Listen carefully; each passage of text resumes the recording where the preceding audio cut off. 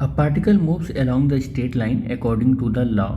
तो ये particle move कर रहा है इस लॉ के according, S square A T square plus 2bt plus C. कह रहा है कि acceleration of the particle varies as. Acceleration आपको कैलकुलेट करना है कि किस तरीके से पार्टिकल का वेरी कर रहा है।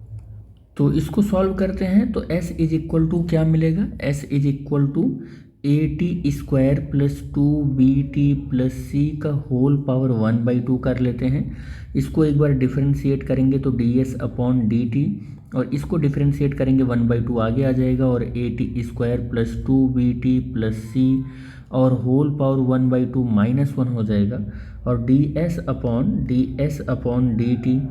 इज इक्वल टू कितना हो जाएगा 1/2। अच्छा, एक बार इसका डिफरेंशिएशन हुआ है फिर इसका भी डिफरेंशिएशन होगा, तो 2at प्लस 2b हो जाएगा और c का 0 हो जाएगा। ठीक है, तो यहाँ पर कितना मिलेगा 2at प्लस 2b,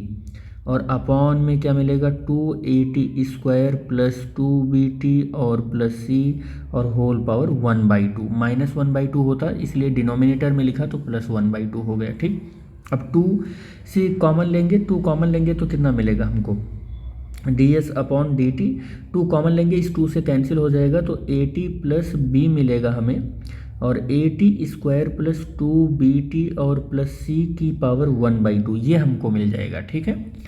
अब हमें तो एक्सेलरेशन चाहिए, तो एक्सेलरेशन के लिए इस पोजीशन वेक्टर का एक बार डिफरेंशिएशन करेंगे तो वेलोसिटी मिलेगा। अभी तो ये वेलोसिटी मिला, एक बार और डिफरेंशिएशन करेंगे तो एक्सेलरेशन मिलेगा। तो acceleration equal to d2s upon dt2 हो जाएगा। अब एक बार और अगर इसका डिफरेंशिएशन करेंगे तो एक फार्मूला होता है, फार्मूला क्या होता है कि d upon D X V by U मान लो, तो ये होता है denominator D by D X और numerator minus numerator D by D X और डिनोमिनेटर अपॉन डिनोमिनेटर का होल स्क्वायर, ये फार्मूला होता है। ठीक है, तो इस फार्मूले को यहाँ इम्प्लीमेंट करेंगे तो A T square plus 2b plus C का whole power 1/2 D upon D T, और ए टी प्लस बी हो जाएगा minus A T plus B को एज इट इज रखेंगे और डी अपॉन डी टी, और A T square plus 2b plus C का whole power 1/2 ये ऊपर हो गया डिनोमिनेटर का,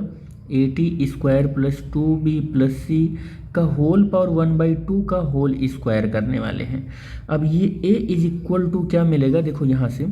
इसका डिफरेंशिएशन होगा तो यहाँ केवल a बचेगा, t का तो 1 हो जाएगा और b का 0 हो जाएगा। तो हम यहाँ a और A T square plus 2b plus C का होल पावर 1/2 लिख रहे हैं, माइनस देखो ए टी प्लस बी तो ऐसे ही रहने वाला है, इसका डिफरेंशिएशन होगा तो 1/2 और रूट में A T square plus 2b plus C ये बच जाएगा, और अब ऊपर का डिफरेंशिएशन होगा तो क्या मिलेगा 2at प्लस, देखो यहाँ पर b का देख लेते हैं एक बार, bt होगा मेरे ख्याल से, हाँ बेटे यहाँ पर देखो ये bt है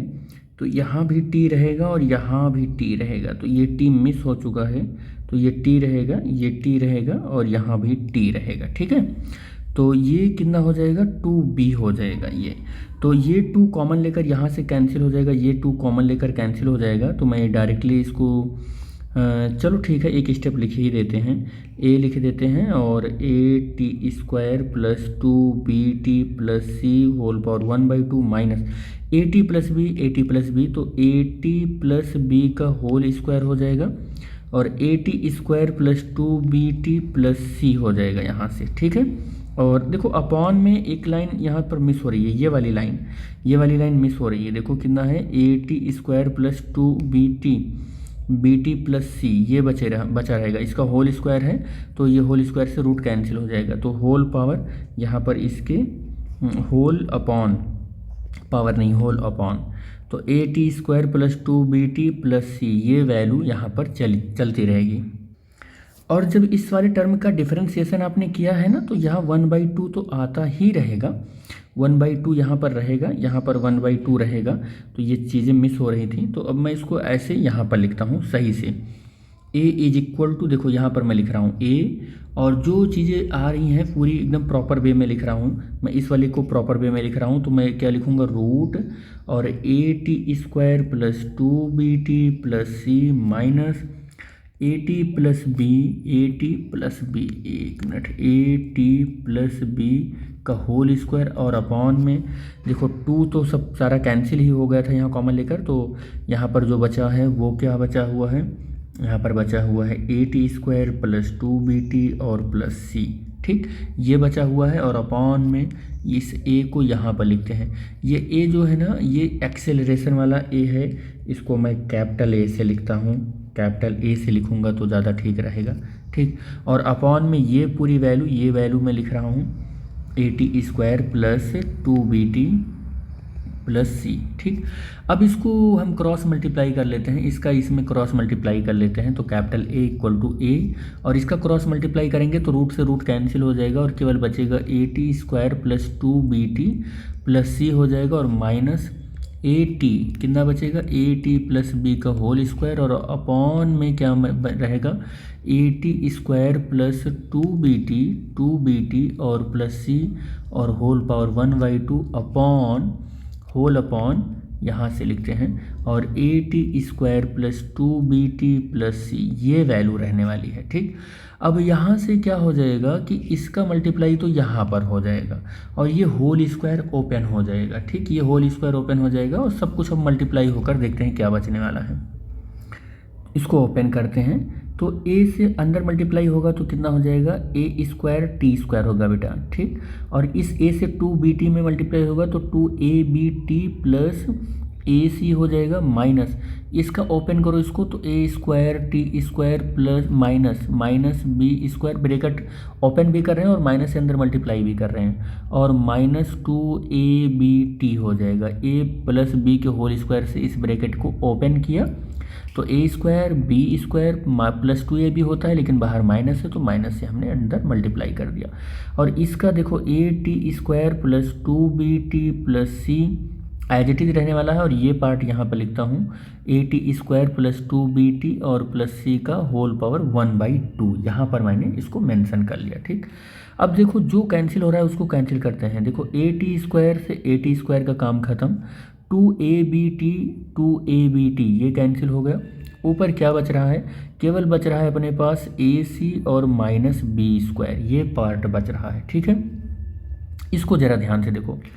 A T square plus 2bt plus C, ये वैल्यू किसके बराबर हो रही है, देखो ये वैल्यू एस स्क्वायर के बराबर हो रही है, और इधर देखो ये a T square plus 2bt plus c square का 1/2 किसके बराबर हो रहा है, ये एस के बराबर हो रहा है, किसके बराबर हो रहा है, एस के बराबर हो रहा है, तो इसको हमने एस लिख दिया, तो A C minus B square upon S की पावर 3,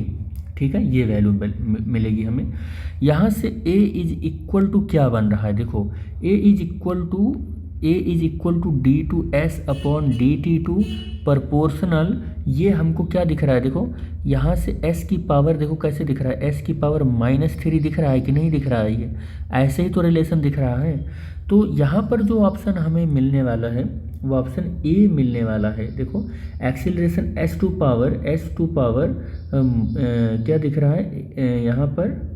पर हमको दिख रहा है a proportional s to power -3, तो s की पावर -3 के साथ वेरी हो रहा है, ठीक है, तो ये ऑप्शन नंबर ए करेक्ट हो जाएगा।